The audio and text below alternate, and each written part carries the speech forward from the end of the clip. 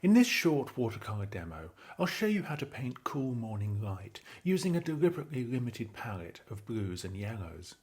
This approach helps you create atmosphere and depth without worrying about complicated mixes and getting muddy colours. I'll be focusing on temperature and value rather than the detail, so you can see just how much these two colours on their own can really do. Throughout the painting, I'm using 3 blues and 2 yellows, warm and cool versions of each. It doesn't matter that much about which pigments they are, it's about the temperature difference between them. So I've done a smooth wash and I've used 2 blues and 2 yellows. The top part with the sky is the coldest. As it comes forwards, there's a lovely warm area in the middle, and then there's going to be cooler shadows down towards the bottom of the painting. So now that wash is dry, I can start painting my landscape, and I'm going to the back first, and I'm only using blue to do it. I want the sense of distance there. I'm not trying to do a realistic landscape, this is just an impression, but I want the idea of trees and fields and so on within that landscape. So as I develop this, I can drop in my yellow, and that will start to give me greens, of course. And by changing the yellows, by changing the amount of pigment, and by letting it mix together on the paper rather than on my palette, I'm getting some interesting effects.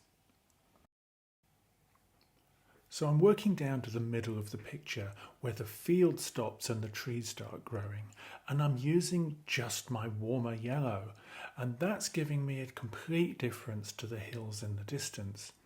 But into that yellow, I'm adding some of the blue. So I'm getting these great mixes happening. There's more pigment there in the front than there is at the back, and I'm building the strength up. And I'm not going to leave it at that. I'm going to keep adding into this while the paint is wet so that I get even better mixes with more and more pigment added in. I'm after the effect of the light coming from one direction, from the right in this case, and the shadows starting on the left-hand side. Incidentally, I have a much longer version of this on my Patreon channel where I talk about the pigments, how they mix, and some of the alternatives that you might use. But that's where I'm going to leave the background, and I'm going to start coming forwards now. So I'm taking my yellows and using a bit of a dry brush approach to get some texture in the field. I want warm colours there. This is where the light is actually hitting it, and I'm going to contrast that with cooler shadow areas as I come down into the picture. So once that's dry, I can start introducing the trees in the middle ground, and I'm using my yellows first of all, and then introducing some blues over the top of it. I'm adding a little bit of burnt sienna to help increase the strength of the darks. The mix here is slightly different from the background. I'm going to build on it and create something relatively strong and dark compared to the field.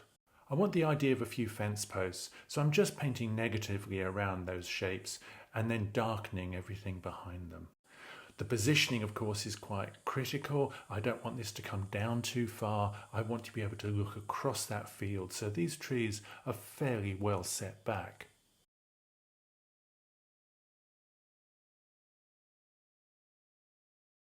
But dropping down to the shadows in the foreground, I'm starting to increase the strength of my blues while adding smaller amounts of my yellows.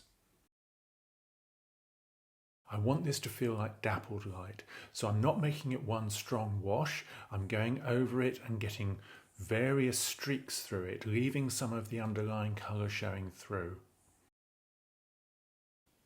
While the paper's wet, I can keep adding more colour and build up the strength of those shadows. I don't want them to be uniform. I want to see variations not only in tone but in colour as well.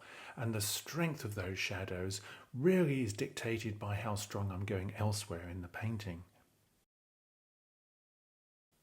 I mustn't forget this is first thing in the morning. The sun is only just coming up and it's casting these long, cool shadows.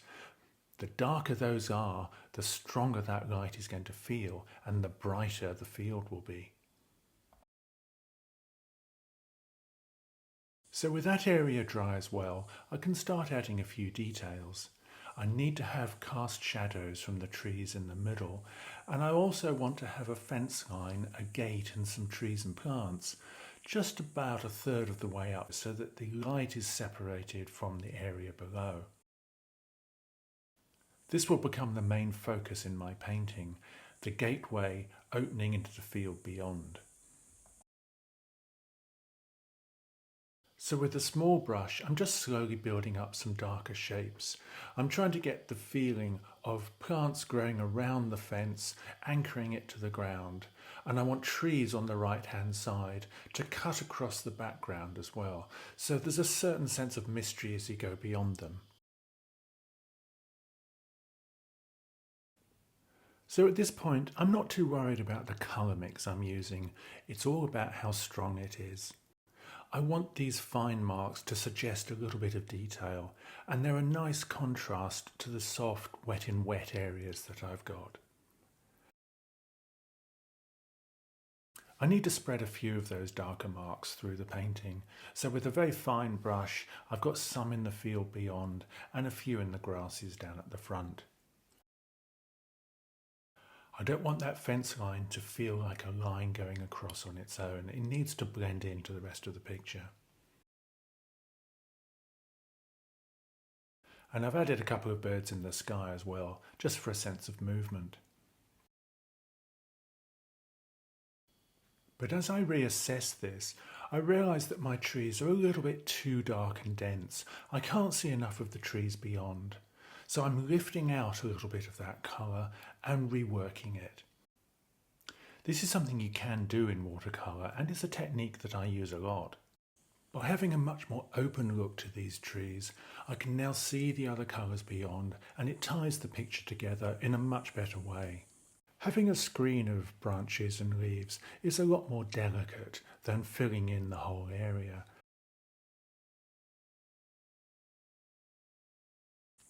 I also realised that my fence line was looking a little bit low, a little bit out of scale. So I've lifted that as well, and I'm reapplying those posts at a larger size, taking care to keep them interesting and not too uniform. So working with a limited palette of blues and yellows is a great way to paint cool light in a landscape like this. It's all about understanding the temperature and how those pigments work together. If you've enjoyed this, then please like and subscribe, and if you'd like to see the longer version, it's on my Patreon channel.